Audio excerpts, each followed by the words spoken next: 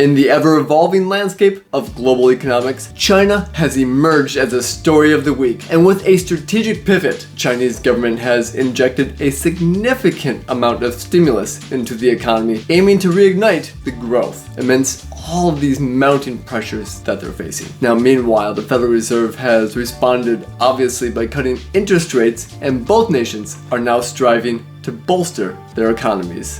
Let's dive into this a little bit more and discuss economic and stock market risks. While there is optimism that surrounds China's transition from Lead 3, the Lion's Whelp Economic Activity and Development Stage 3, and going into Lead 2, which is now characterized by growing of the economy and also an increasing inflation. But what this is doing is saying that there's the latest data that is out there that really indicates that there's going to be an acceleration in growth in China from 3.46% all the way up to 3.76%. And yes, they want to achieve a 5% target. And that's going to be a huge hurdle that they're going to be working towards. But that's the reason why they're doing all this stimulus. And this newly rolled out stimulus package is actually very significant because if it is sustainable, it could really have a positive long-term impact, and that is what we're looking at right now. Now, commodities are really linked to China, and what we have seen just in the last few days is that all of these commodities are starting to spike, even prior to some of the announcements of the stimulus as well. And what this is really telling us is that the underlying demand dynamics that are really building up are now actually coming into play,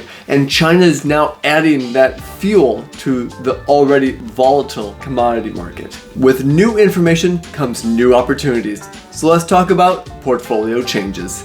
In light of all these aggressive stimulus strategies, it actually may be a very good time to consider making some adjustments to your portfolio. Now, with all the different aspects of China, emerging markets are now a compelling opportunity. You see, they stand to benefit from all of these increased Chinese demand and all the investment flows that are going there. And if you are diversifying into these markets, you can actually possibly start to capitalize on some of these growth prospects that China has with many different areas of emerging markets. Let's turn our attention to something a little more near and dear to your heart: wealth management and advanced planning.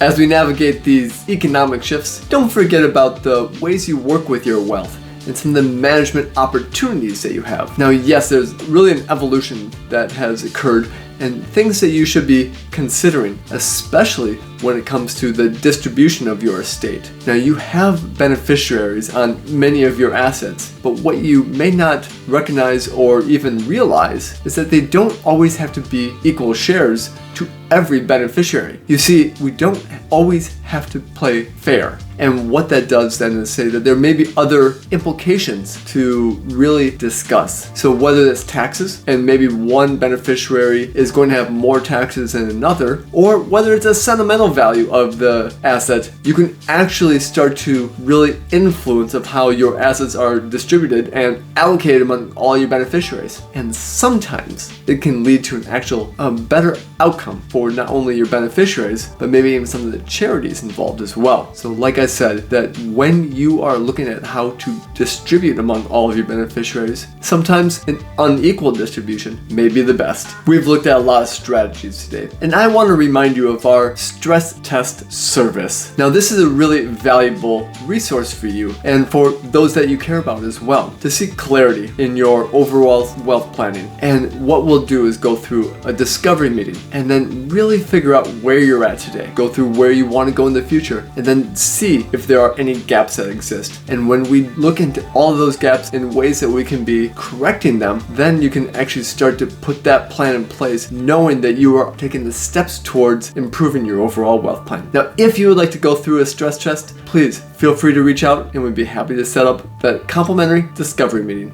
With that, take care.